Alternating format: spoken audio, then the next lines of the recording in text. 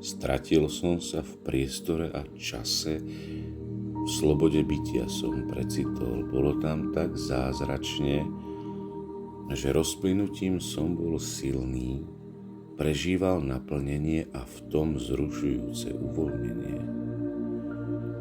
Na lúkach posiatých kvetov som spieval, po horách a končiaroch s bralami sme ako chlapci lietali, do priezračných jazier na dno plávali a hladinou ako mäkkou perinou sa prikrývali.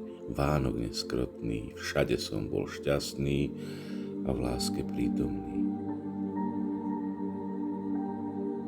Otvorenosť prijatia pre každého súčasťou bytia bola.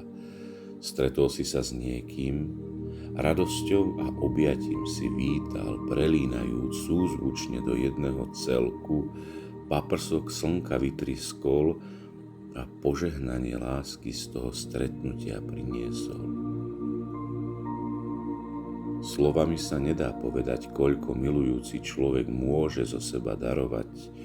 Čo dáva v láske sa mu množí, je obohacovaný priestorom, kde sa rozpína v nekonečných smeroch bytia. Prečo a za čím sa ľudia v časopriestore tak náramne rútia?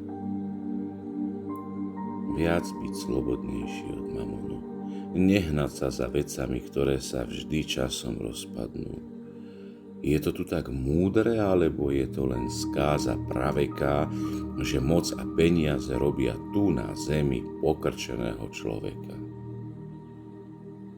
Ako pierko biele bez škvrnky, záťaže letelo, tu zrazu precitol a v časopriestore som sa znova ocitol.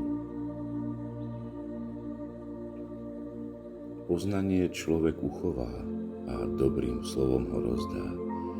Kto múdry, pochopí a ten druhý príde k poznaniu, keď dlane otvorí.